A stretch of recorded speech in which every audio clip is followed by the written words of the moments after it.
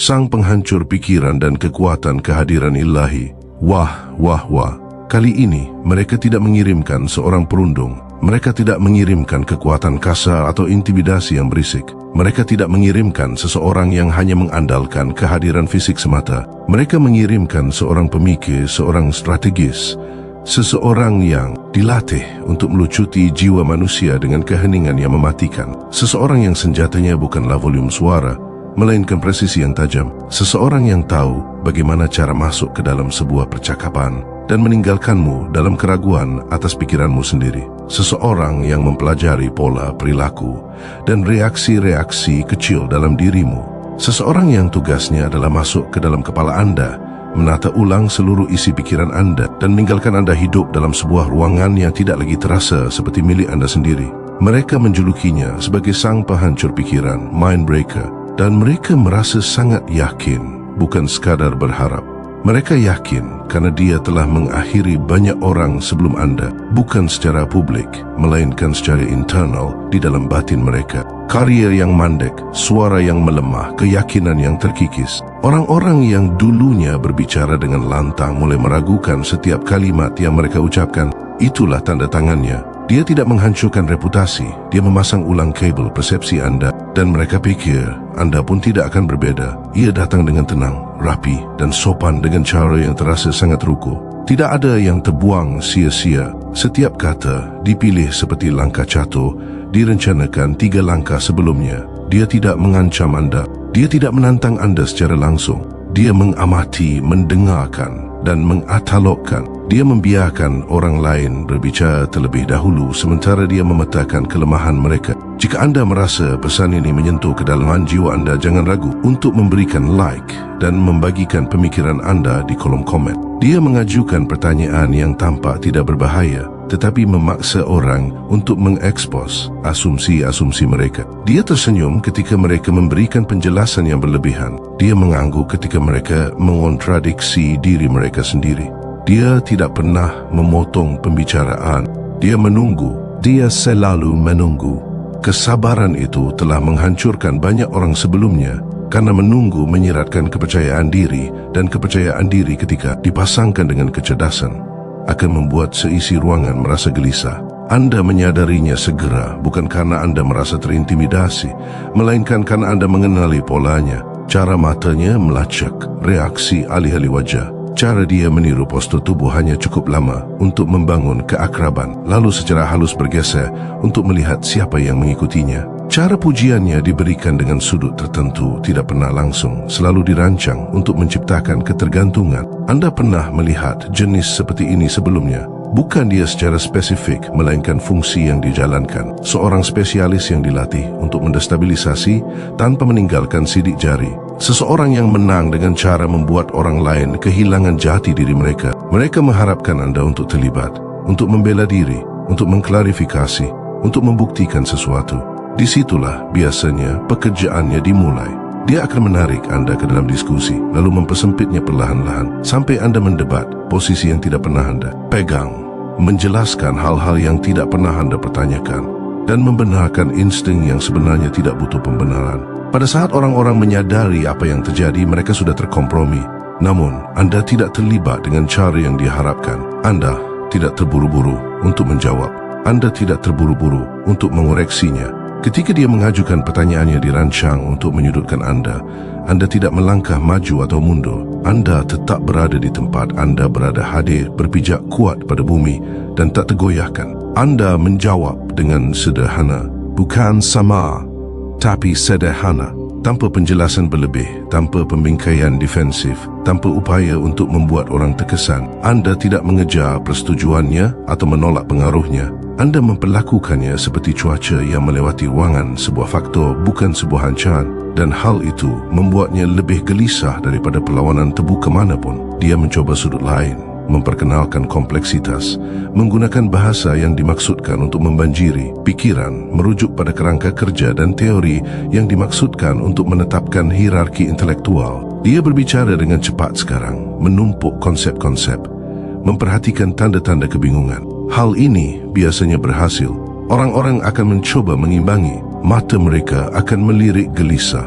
napas mereka akan berubah. Kepercayaan diri mereka akan bocor keluar melalui postur tubuh mereka. Namun anda tidak mempercepat atau memperlambat. Anda tidak memintanya untuk mengulangi ucapannya. Anda tidak berpura-pura mengikuti jika memang tidak perlu. Anda mendengarkan, lalu menanggapi intinya, bukan pertunjukan di sekitarnya. Satu kalimat bersih, akurat dan cukup. Hal itu mendarat seperti sebuah penyetelan ulang riset, bukan karena kalimat itu cerdas, melainkan karena kalimat itu selaras, aligned. Dan keselarasan jiwa adalah hal yang sangat melucuti bagi orang-orang yang mengandalkan distorsi.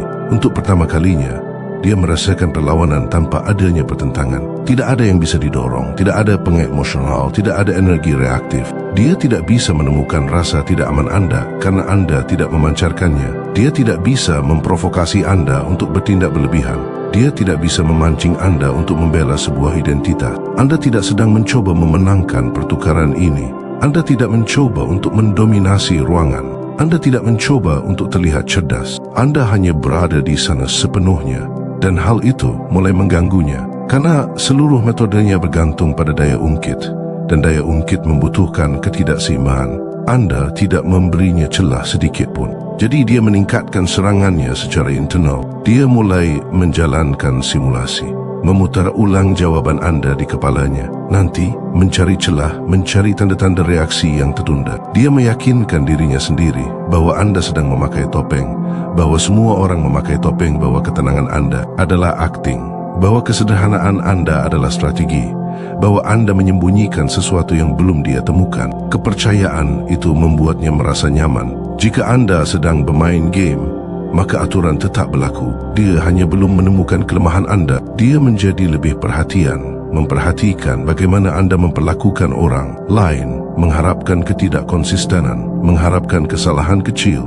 Namun Anda tetap sama terhadap semua orang. Tidak ada pergeseran, tidak ada kepura-puraan, tidak ada perubahan nada bicara ketika status sosial masuk ke dalam ruangan. Anda tidak menghargai dominasi atau menghukum rasa tidak aman. Anda merespons apa yang sebenarnya ada di sana. Dan konsistensi itu membuat alat-alatnya yang biasa menjadi tidak berguna karena alat itu bergantung pada perubahan perilaku orang saat tekanan diberikan. Dia mencoba untuk berfikir lebih cerdas dari Anda, memasang jebakan yang disamakan sebagai pertanyaan filosofis, dilema moral yang dirancang untuk memaksa Anda masuk ke dalam kontradiksi. Anda tidak menghindarinya, Anda tidak menganalisisnya secara berlebihan. Anda menjawab dari pengalaman, bukan abstraksi. Hal itu membuatnya frustrasi. Pengalaman tidak bisa diperdebatkan dengan baik di atas kertas, tetapi ia bertahan kuat dalam waktu nyata. Setiap upaya untuk menyudutkan Anda runtuh karena Anda tidak sedang mendebat sebuah posisi. Anda sedang menggambarkan kenyataan sebagaimana Anda melihatnya, dan kenyataan tidak butuh dibela.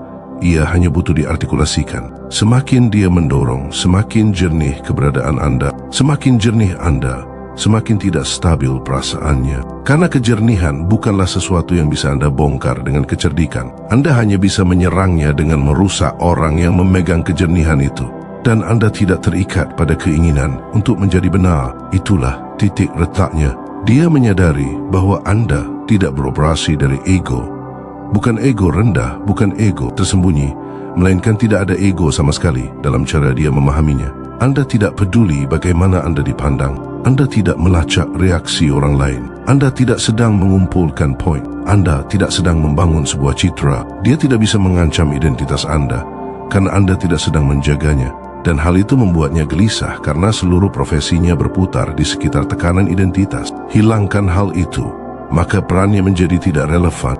Dia mulai merasa terekspos, bukan karena Anda menyerangnya, melainkan karena kehadirannya tiba-tiba terasa tidak diperlukan. Anda tidak butuh dibuat terkesan. Anda tidak butuh dipimpin. Anda tidak butuh dikoreksi. Anda sudah terorientasi dengan benar pada pusat batin Anda. Di malam hari, pikiran-pikirannya berbalik menyerangnya. Analisis yang sama yang dia gunakan pada orang lain kini berputar ke dalam dirinya sendiri. Mengapa Anda tidak bereaksi? Mengapa Anda tidak membela diri? Mengapa Anda tidak mencoba membuktikan apapun? Dia memutar ulang momen-momen itu, mencari manipulasi dari pihak Anda dan tidak menemukan apapun. Tidak ada pengait, tidak ada sudut pandang tersembunyi, hanya kehadiran murni. Dan itu membingungkannya karena kehadiran bukanlah sesuatu yang bisa dibedah. Ia tidak memiliki komponen. Ia tidak memiliki lapisan. Ia ada atau tidak ada. Dia menyadari bahwa dia telah menghabiskan hidupnya di dalam strategi, di dalam metode, di dalam konstruksi mental yang dirancang untuk tetap berada di depan orang lain. Dan tiba-tiba konstruksi itu terasa berat sesak. Dia memperhatikan betapa seringnya dia menghitung daripada mendengarkan, betapa jarang dia benar-benar ada di sana, betapa melelahkannya mempertahankan kendali dalam setiap interaksi. Anda tidak melakukan semua itu, namun Anda tidak kalah. Dia mencoba taktik terakhir, pendekatan langsung, percakapan pribadi tanpa penonton, tanpa lapisan sosial. Dia bertanya dengan terus terang apa yang Anda pikirkan tentang pendekatannya. Pertanyaan itu penuh jebakan, dirancang untuk memancing kritik, untuk mengundang tantangan, untuk menetapkan landasan bagi dominasi. Anda menatapnya dan menjawab dengan jujur. Anda mengatakan bahawa menurut Anda dia cerdas. Anda mengatakan bahawa menurut Anda dia tajam. Anda mengatakan bahawa menurut Anda dia merasa lelah. Bukan secara fisik, tapi secara internal. Anda mengatakannya tanpa menghakimi, tanpa menuduh, hanya sebuah observasi. Hal itu mendarat lebih keras daripada apapun, karena itu bukan strategi. Itu tidak dibingkai untuk melemahkannya. Itu murni kebenaran. Dan kebenaran, ketika ditawarkan tanpa niat terselubung, melewati pertahanan sepenuhnya. Dia tidak langsung merespons. Untuk pertama kalinya, dia tidak bisa. Pikirannya mencari serangan balik dan tidak menemukan apapun. Tidak ada penghinaan untuk ditangkis. Tidak ada argumen untuk dibongkar. Tidak ada posisi untuk dibalikkan. Anda tidak menantang kompetensinya. Anda mengakui keletihannya.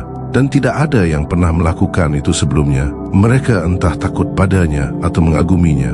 Keduanya memberi makan peran yang dia mainkan. Anda melihat melampaui peran itu, bukan karena Anda mencoba mengeksposnya, melainkan karena Anda tidak teralihkan oleh pertunjukannya. Anda merespons manusia di balik topeng itu.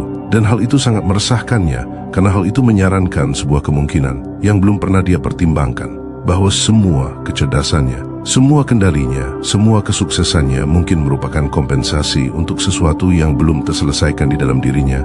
Dia berjalan pergi hari itu dengan sebuah gangguan yang tidak bisa dia hilangkan. Bukan kemarahan, bukan dendam, melainkan sebuah penguraian yang sunyi. Pikiran-pikirannya mulai berbalik ke dalam dengan cara yang tidak bisa dia kendalikan. Alat-alat yang dia gunakan pada orang lain tidak bekerja pada dirinya sendiri. Dia bisa melihat jebakan kognitif di mana-mana, kecuali jebakan yang sedang dia tinggali sendiri. Dia mulai mempertanyakan metodenya, bukan efektivitasnya, melainkan tujuannya. Apa yang sebenarnya dia lakukan pada orang lain? Apa yang dia dapatkan dari itu? Mengapa memenangkan percakapan terasa kosong begitu? Percakapan itu berakhir. Mengapa kehadiran Anda yang tenang terasa lebih berat daripada strateginya yang paling rumit? Jika Anda menemukan nilai dalam perjalanan spiritual ini, pastikan untuk menekan tombol subscribe agar kita dapat terus bertumbuh bersama. Dia mulai menyadari bagaimana orang-orang di sekitarnya menyesuaikan diri ketika dia masuk ke dalam ruangan. Bagaimana mereka menegang, bagaimana mereka berakting, bagaimana mereka tidak menjadi diri mereka sendiri. Dan untuk pertama kalinya, dia bertanya-tanya bagaimana rasanya berada di sebuah ruangan di mana tidak ada yang perlu memasang perisai. Sementara itu, Anda tetap melangkah seperti biasa. Anda tidak memeriksa apakah dia terpengaruh. Anda tidak menindaklanjuti. Anda tidak mengubah perilaku Anda. Anda tidak memanfaatkan pergeseran itu. Anda tidak sedang mencoba mengubahnya. Itulah bagian yang paling mendestabilisasi. Anda tidak sedang merekrutnya. Anda tidak sedang membujuknya. Anda tidak sedang memimpinnya kemanapun. Anda hanya ada sebagaimana adanya. Dan konsistensi itu memaksanya untuk menghadapi dirinya sendiri tanpa pengalihan, tanpa lawan untuk diproyeksikan, tanpa narasi untuk bersembunyi. Dia mulai menyadari bahwa kecerdasannya telah menjadi perisai, cara untuk tetap berada di atas perasaan, cara untuk menghindari kerentanan, cara untuk menjaga jarak sambil terlihat terlibat. Dan pengakuan itu menyakitkan, karena itu berarti hal yang paling dia banggakan adalah hal yang membuatnya terputus dari dunia. Dia mencoba merasionalisasinya, mengatakan pada dirinya sendiri bahwa Anda adalah kasus luar biasa, bahwa cara Anda tidak bisa diterapkan pada skala besar, bahwa kehadiran tanpa strategi hanya berhasil dalam konteks terbatas. Namun, rasionalisasi itu terasa hambat. Dia bisa melihat kebenaran yang baru saja dia saksikan. Anda tidak istimewa karena Anda lebih unggul. Anda berpijak kuat karena Anda terintegrasi secara utuh, dan integrasi batin tidak bisa dikalahkan oleh manuver apapun. Ia tidak bersaing. Ia tidak meningkat secara agresif. Ia tidak pecah di bawah tekanan.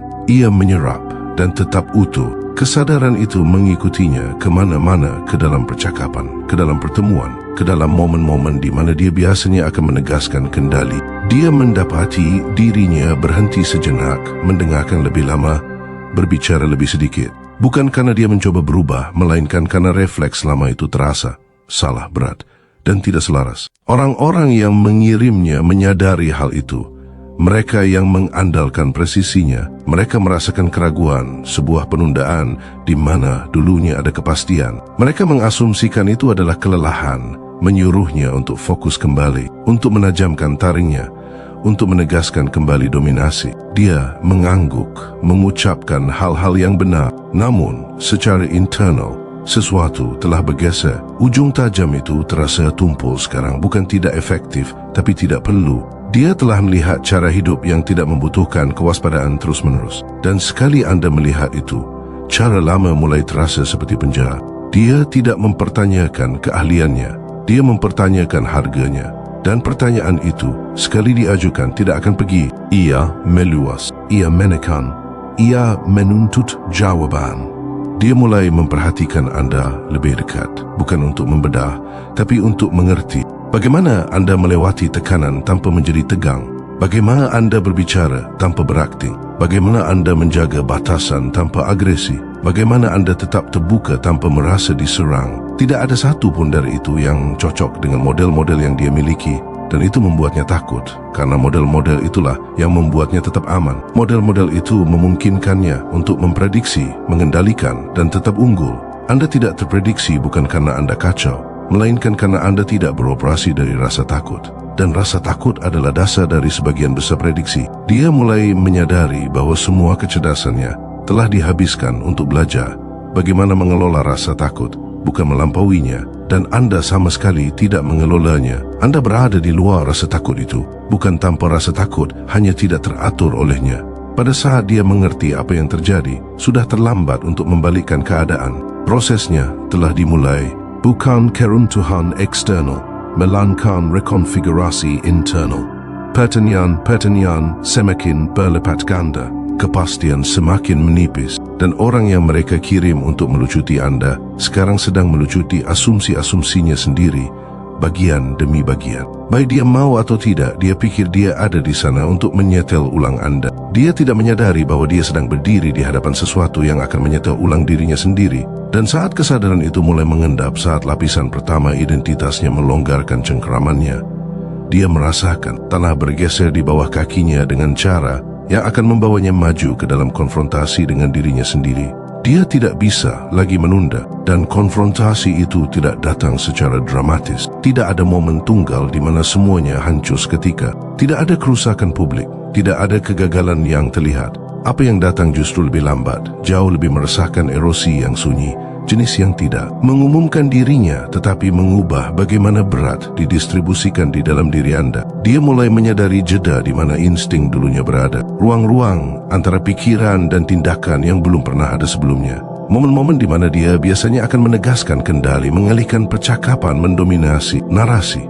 Dan sebaliknya dia ragu-ragu bukan karena takut, melainkan karena kesadaran. Dan kesadaran itu terasa berbahaya karena itu bukan sesuatu yang bisa dia matikan. Dia mencoba menenggelamkannya dengan menggandakan apa yang selama ini berhasil. Analisis yang lebih tajam, persiapan yang lebih matang, latihan mental yang lebih intens. Dia meninjau kembali kerangka kerja lama, memperbaiki bahasanya, memoles penyampaiannya. Dia mengatakan pada dirinya sendiri bahwa dia sedang mengalibrasi ulang, bahwa ini hanyalah penyempurnaan. Namun ada yang berbeda. Alat-alat itu masih berfungsi, tetapi tidak lagi memuaskan. Setiap manipulasi yang berhasil meninggalkan sisa rasa yang samar, yang tidak bisa dia abaikan. Perasaan berjarak dari dirinya sendiri, seolah-olah dia sedang menonton pertunjukannya sendiri dari luar.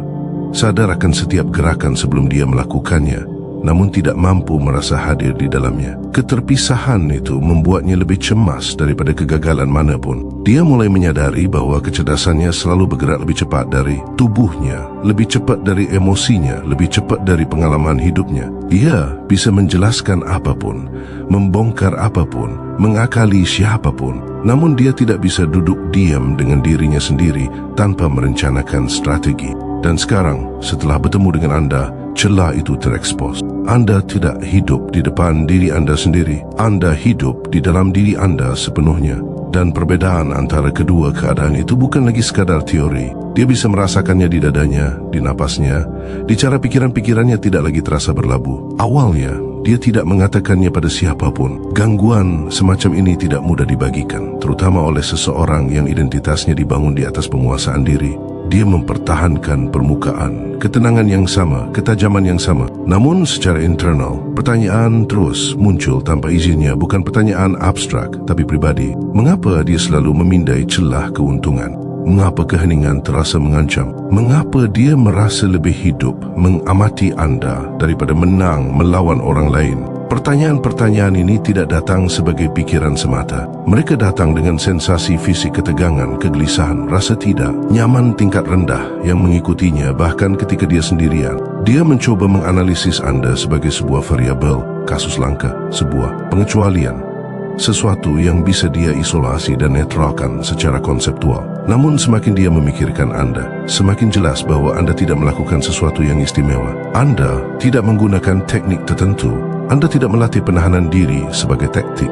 Anda tidak menahan keterlibatan untuk mendapatkan daya ungkit. Anda hanya tidak terfragmentasi. Itulah perbedaannya. Anda tidak terbelah antara siapa diri Anda yang sebenarnya dan siapa diri Anda yang sedang Anda coba perankan. Dan kesatuan itu membuat setiap interaksi dengan Anda terasa bersih, tanpa residu, tanpa distorsi, hanya kontak langsung. Dan kontak tanpa filter adalah sesuatu yang telah dia hindari seumur hidupnya tanpa dia sadari. Dia mulai menyadari seberapa sering dia menggunakan kompleksitas untuk menciptakan jarak penjelasan panjang, penalaran berlapis. Kedalaman intelektual yang membuat orang lain terkesan tetapi membuat mereka tetap berada pada jarak yang aman. Kompleksitas telah menjadi baju besinya, bukan karena dia perlu melindungi dirinya dari orang lain, melainkan karena itu melindunginya agar tidak merasa terekspos. Anda tidak menggunakan kompleksitas dengan cara itu. Ketika Anda berbicara, kata-kata Anda selaras dengan keadaan internal Anda.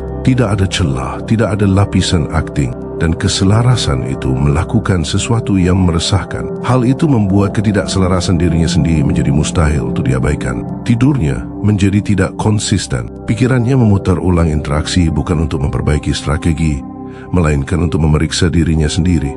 Dia ingat momen-momen di mana dia bisa saja menyetir pertukaran itu, menegaskan dominasi, membuktikan keunggulan, dan dia memilih untuk tidak melakukannya tidak secara sadar. Dorongan itu begitu saja tidak ada lagi. Ketiadaan itu membuatnya takut, karena itu menyiratkan bahwa perubahan sedang terjadi tanpa persetujuannya. Dia selalu percaya bahwa kendali adalah bentuk tertinggi dari kekuatan. Dan sekarang kendali terasa seperti perlawanan, seperti memegang sesuatu yang ingin bergerak. Dia mendapati dirinya memperhatikan orang secara berbeda, bukan sebagai kepingan dalam peta mental, melainkan sebagai individu manusia. Dia menyadari ketegangan di bahu mereka, keraguan dalam ucapan mereka, cara mereka menyesuaikan diri ketika dia berbicara. Dulu, kesadaran ini memberinya keunggulan. Sekarang, itu membuatnya tidak nyaman. Dia mulai melihat harga dari kehadirannya.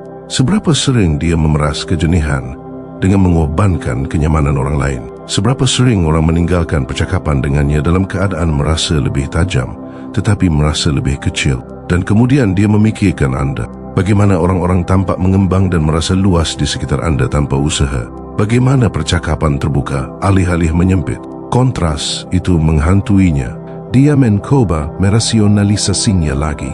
Mengatakan pada dirinya sendiri bahwa ekspansi itu tidak efisien, bahwa kejernihan membutuhkan tekanan, bahwa kenyamanan memicu kepuasan diri. Argumen-argumen ini selalu memuaskannya sebelumnya. Sekarang mereka terasa rapuh. Dia bisa merasakan ketakutan di baliknya, takut kehilangan relevansi, takut menjadi biasa-biasa saja, takut tidak dibutuhkan. Dia menyadari betapa banyak identitasnya bergantung pada status sebagai orang paling cerdas di ruangan tersebut. Betapa banyak rasa aman yang dia dapatkan dari posisi itu.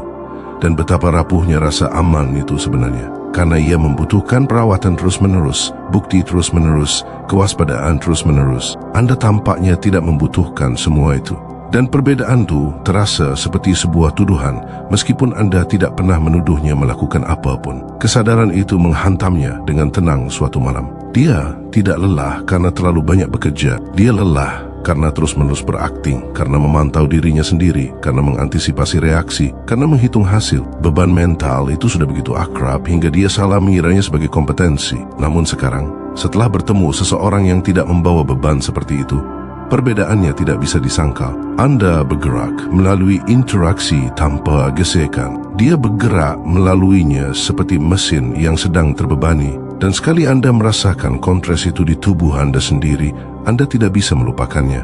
Dia menghindari Anda untuk sementara waktu, bukan karena dendam, melainkan kan berada di dekat Anda memperkuat proses itu. Kehadiran Anda mempercepat pertanyaan internalnya, dan dia belum siap menghadapi kemana hal itu akan membawanya. Dia butuh waktu untuk menyesuaikan diri, untuk menstabilkan diri, untuk meyakinkan dirinya sendiri bahwa dia bisa mengintegrasikan gangguan ini tanpa kehilangan jati dirinya. Namun penghindaran tidak menghentikan pergeseran itu. Itu hanya memperlambatnya. Pengaruh Anda tidak lagi terikat pada kedekatan fisik. Hal itu sudah masuk ke dalam lanskap internalnya. Hal itu muncul dalam momen-momen pengambilan keputusan, dalam ruang sebelum reaksi, dalam keraguan yang sekarang mendahului penegasan kendali. Dia mulai meninjau kembali masa lalunya, bukan dengan nostalgia, melainkan secara analitis. Momen masa kecil di mana kecerdasan dihargai sementara emosi diabaikan. Pengalaman awal di mana menjadi tajam berarti menjadi aman, di mana pemahaman menggantikan koneksi batin. Dia melihat betapa awalnya hal itu dimulai, betapa cepat dia belajar untuk tetap unggul daripada tetap hadir, bagaimana dikagumi karena pikirannya menjadi pengganti untuk dikenal sebagai seorang manusia seutuhnya. Wawasan ini tidak datang dengan lembut. Mereka datang dengan rasa duka, dengan kesadaran bahwa sebagian besar hidupnya dihabiskan untuk menghindari kerentanan, bukan karena itu berbahaya, melainkan karena itu asing bagi dirinya. Dia akhirnya mencari Anda kembali, bukan untuk menantang, bukan untuk menganalisis, hanya untuk berada di ruang yang sama. Interaksinya singkat, biasa saja di permukaan. Tidak ada percakapan mendalam, tidak ada pertukaran dramatis. Namun secara internal itu mendarat dengan berat. Dia memperhatikan bagaimana tubuhnya merespons di sekitar Anda sekarang. Lebih sedikit ketegangan, lebih sedikit kewaspadaan. Dia tidak mencoba membaca Anda. Dia tidak sedang memindai celah keuntungan. Dia hanya ada di sana. Dan keadaan itu terasa asing namun melegakan, seperti meletakkan tas berat yang telah dia bawa begitu lama hingga dia lupa bahwa tas itu bukan bagian dari dirinya. Dia tidak memberitahu Anda apa yang terjadi di dalam dirinya, bukan karena dia menyembunyikannya, melainkan karena dia tidak perlu menyuarakannya. Ini bukan sesuatu yang harus diproses secara verbal, namun hal itu terjadi di tingkat yang lebih dalam, sebuah kalibrasi ulang tentang bagaimana dia mengarahkan dirinya ke dunia. Dia menyadari bahwa dampak yang Anda berikan bukan berasal dari apa yang Anda katakan, melainkan dari apa yang tidak Anda butuhkan. Anda tidak butuh menang. Anda tidak butuh mendominasi. Anda tidak butuh menjadi benar. Anda tidak butuh dikagumi. Dan ketiadaan kebutuhan itu menciptakan semacam tarikan gravitasi, bukan menggoda, tapi menstabilkan jiwa. Orang-orang di sekitarnya mulai menyadari perubahan yang tidak bisa mereka sebutkan namanya. Dia masih efektif, masih tajam, tetapi tidak seagresif dulu, tidak terlalu konfrontatif. Dia tidak lagi merebut kendali percakapan seperti dulu. Dia membiarkan orang lain menyelesaikan pikiran mereka. Dia mengajukan pertanyaan tanpa sudut pandang tersembunyi. Beberapa menafsirkan ini sebagai penahanan diri, yang lain sebagai kelelahan. Beberapa orang merasakan sesuatu yang lebih dalam, meskipun mereka tidak bisa mengartikulasikannya. Mereka hanya merasa berbeda di sekitar dia, tidak terlalu tertekan, tidak terlalu merasa diukur, dan putaran umpan balik itu memperkuat pergeseran tersebut.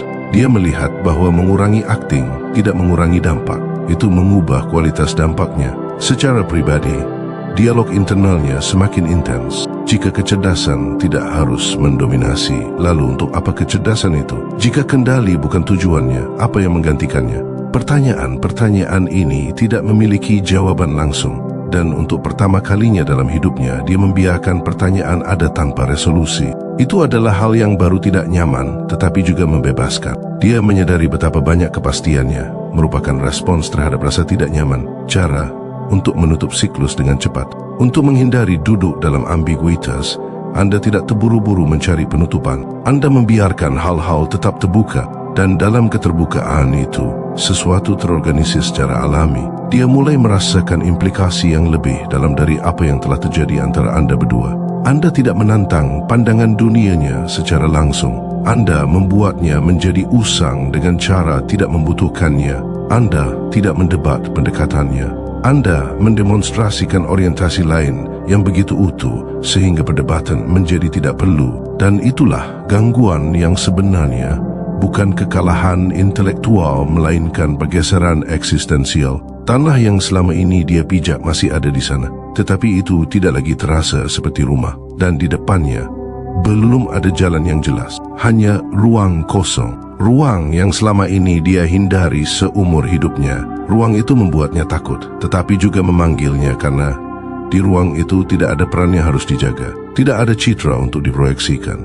Tidak ada hierarki untuk dijelajahi, hanya kehadiran, hanya keberadaan. Dia belum tahu bagaimana hidup di sana, tetapi dia bisa merasakan bahwa tetap berada di tempatnya yang dulu sekarang membutuhkan usaha yang melelahkan. Dan sekali usaha menjadi perlawanan, perubahan bukan lagi pilihan, itu hanya soal waktu. Proses yang Anda inisiasi tanpa niat itu terus berlangsung secara diam-diam namun tak terbendung. Dan saat dia berdiri di ambang pintu internal itu, merasakan bahwa identitas lamanya tidak lagi bisa membawanya maju, satu pertanyaan mulai muncul dengan kejernihan yang semakin kuat, menuntut untuk dihadapi. Pertanyaan itu sederhana, hampir absurd dalam kejernihannya, namun membawa beban seumur. Hidup dari arah yang salah.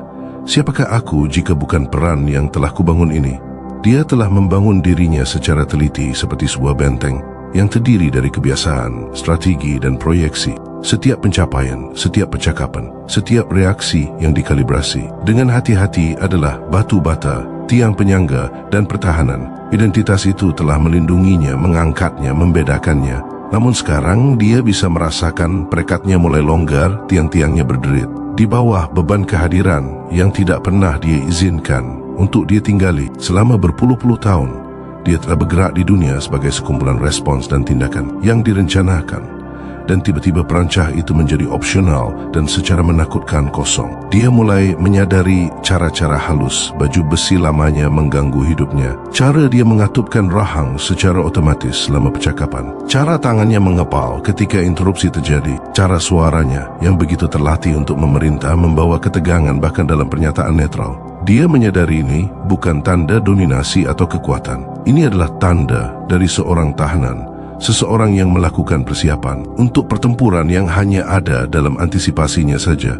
Anda tidak pernah berakting, Anda tidak perlu melakukannya. Dan ketiadaan akting itu menular, semacam gravitasi tak terlihat yang menariknya menuju keadaan otentik yang belum bisa dia namai. Untuk pertama kalinya, dia melihat hidupnya dalam pola yang tidak bisa dia rekayasa. Rapat, makan malam, pertukaran yang dulunya terasa seperti permainan arena atau ujian, sekarang muncul sebagai siklus pengulangan yang membosankan. Wajah yang sama, percakapan yang sama, petunjukan yang sama diulang tanpa henti. Dan di ruang di antaranya, dia mulai mengenali sebuah kekosongan, bukan kekosongan yang dia takuti, melainkan yang selama ini dia hindari. Anda telah menempati kekosongan itu tanpa usaha. Anda telah membiarkan momen-momen ada tanpa mengisinya dengan niat tertentu. Anda telah bergerak melalui realitas tanpa memanipulasinya. Dan sekarang dia ingin mengerti bagaimana hal itu mungkin dilakukan. Dia mulai membaca bukan untuk strategi, bukan untuk mencari sudut pandang atau alat pengaruh. Dia membaca filsafat, psikologi, ilmu emosi, mekanisme keterikatan manusia, sastra yang mengeksplorasi kehidupan batin orang lain. Setiap halaman mengikis struktur yang selama ini diandalkan. Setiap wawasan mengungkapkan bahwa permainan mental yang dia kuasai bersifat protektif, bukan progresif. Itu semua adalah perancah yang dibangun untuk menghindari konfrontasi dengan diri sendiri. Itu adalah ritual yang dirancang untuk menjaga citra dan status, bukan pemahaman. Dan dia mengenali harganya seberapa banyak dirinya yang telah dia korbankan demi penguasaan yang dirasakan. Lambat laun, dunia mulai mencerminkan pergeseran internalnya, ruang di mana dia dulunya merasakan ketegangan dan kompetisi mulai melunak. Rekan kerja tidak lagi memasang perisai dalam antisipasi. Percakapan tidak lagi membutuhkan pertarungan mental. Pengukuran konstan terhadap pengaruh dan reaksi mulai larut. Dan dalam ruang itu, sesuatu yang luar biasa terjadi. Dia mulai mempercayai dirinya sendiri, bukan untuk memanipulasi atau mengendalikan hasil, tetapi untuk ada berdampingan dengan mereka. Keputusan menjadi kurang tentang keuntungan dan lebih tentang keselarasan. Perbedaannya halus, namun mendalam. Kerangka kerja lama tentang dominasi dan strategi tidak lagi membimbingnya, kehadiran dan observasi yang melakukannya. Dan sekali saklar itu bergeser, itu tidak bisa dibalikan lagi. Konfrontasi pertama dengan kebenaran datang dengan tenang. Dia merenungkan hubungan yang dia bangun di atas akting, persahabatan, dan aliansi yang dikonstruksi berdasarkan kesan yang dikendalikan. Dia menyadari banyak di antaranya dangkal, transaksional atau bersyarat.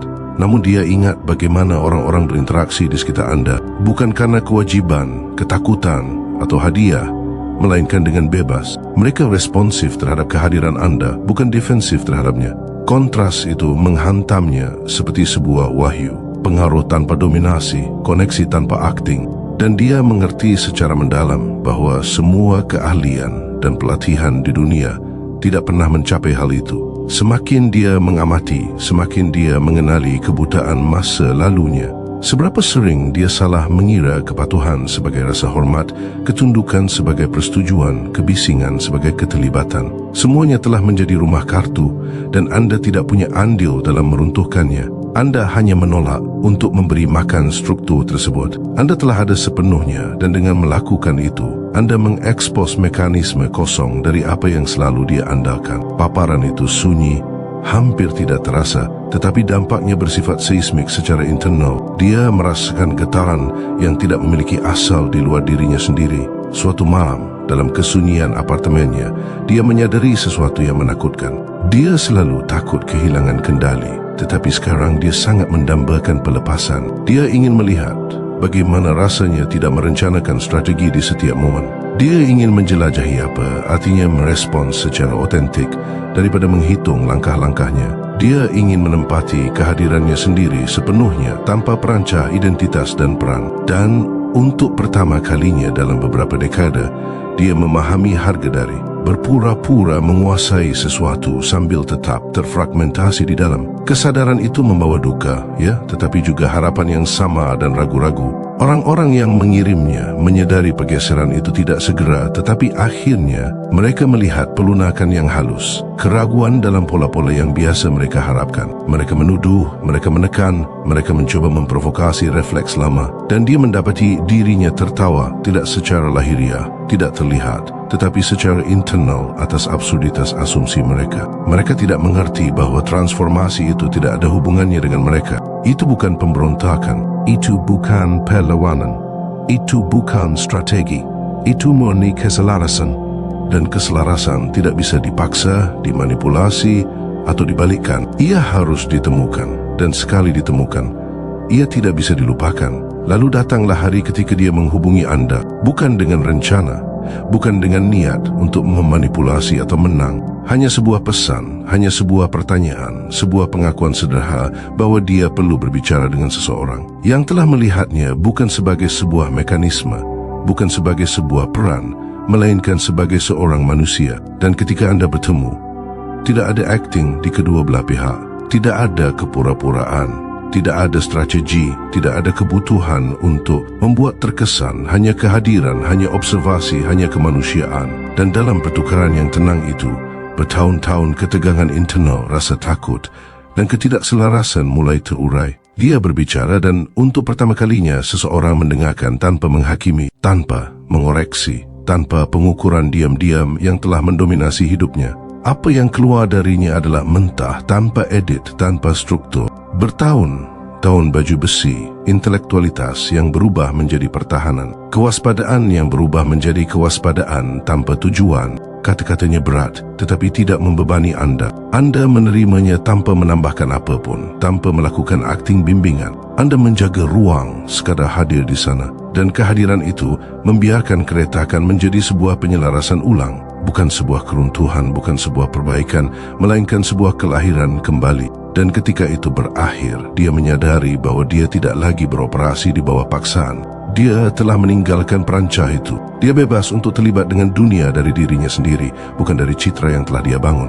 Selama beberapa minggu berikutnya, dia menguji keadaan baru ini. Dia berhenti mengatur interaksi secara mikro. Dia membiarkan ketidakpastian. Dia mengizinkan kerentanan. Dia bereksperimen dengan kejujuran, bukan sebagai strategi, melainkan sebagai ekspresi diri. Setiap tes berhasil dengan cara yang tidak pernah bisa diprediksi oleh aturan lamanya. Otoritas tidak lagi membutuhkan demonstrasi. Pengaruh tidak lagi membutuhkan paksaan. Kekuatan dalam bentuknya yang paling sejati ada begitu saja sebagai kehadiran. Dan dia mulai mengerti bahwa predator puncak yang mereka kirim untuk menghancurkan Anda telah dilucuti bukan oleh keahlian, bukan oleh konfrontasi, bukan oleh manipulasi, melainkan dengan menyaksikan kebebasan dari seseorang yang tidak terikat. Langkah terakhir datang dengan tenang, hampir tanpa disadari. Dia kembali ke ruang-ruang yang telah dia dominasi selama bertahun-tahun. Pertemuan perusahaan, ruang rapat, pertemuan sosial. Perbedaannya halus, tetapi energinya benar-benar baru. Orang-orang mengharapkan pola yang sama, manuver berbasis otoritas yang sama. Dia tidak berakting, dia tidak merencanakan strategi, dia hanya ada di sana. Dan ruangan-ruangan itu merespons secara berbeda. Orang-orang tidak tersentak, mereka tidak bersaing, mereka tidak menyesuaikan diri atau merencanakan sesuatu. Mereka bertemu dengannya sebagai seorang manusia, dan dengan melakukan itu, mereka memperkuat apa yang telah dia mulai internalisasi, identitas yang dibangun. Di atas keaslian, membawa jauh lebih banyak kekuatan daripada identitas yang dibangun di atas akting. Akhirnya, dia menemukan Anda lagi di salah satu ruangan itu.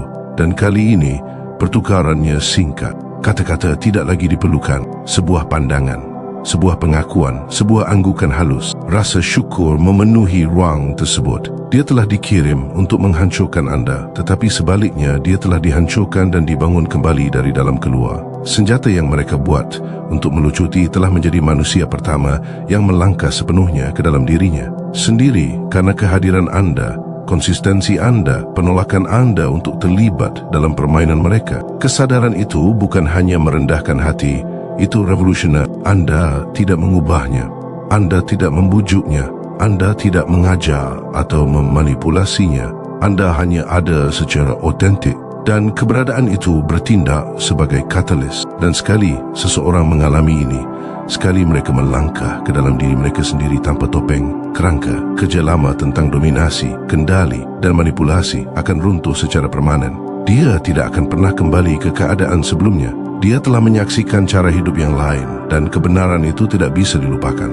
Predator puncak, penghancur pikiran, instrumen strategi, alat pengaruh yang diasah dengan hati-hati, semuanya hanyalah ilusi. Bukan karena dia gagal, melainkan karena dia akhirnya menghadapi satu-satunya kekuatan yang bisa menyetel ulang dirinya, realitas hidup sepenuhnya sebagai dirinya sendiri.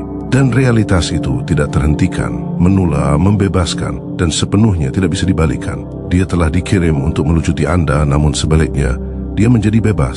Dan dalam kebebasan itu, dia memahami pelajaran yang paling berbahaya dari semuanya. Kekuatan sejati tidak pernah ada dalam pertunjukan performance. Kekuatan sejati ada dalam keberanian untuk ada sepenuhnya secara terbuka dan otentik.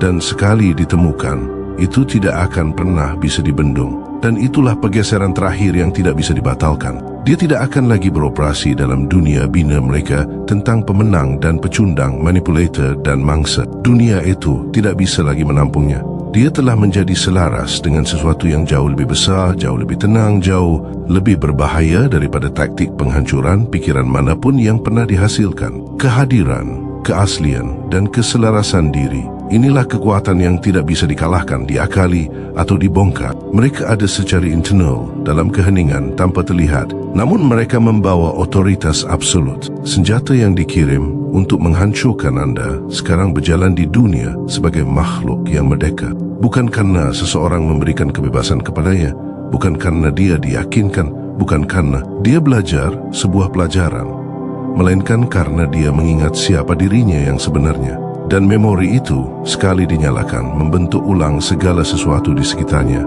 Tidak ada yang akan pernah sama baginya, bagi orang-orang di sekitarnya, atau bagi siapapun yang menyaksikan. Apa yang terjadi ketika seorang penghancur pikiran bertemu dengan seseorang yang tidak bisa dihancurkan? Itulah revolusi yang sunyi, itulah kebenaran yang tidak terbendung, itulah realitas terakhir yang sekarang dia huni, dan tidak ada jalan untuk kembali.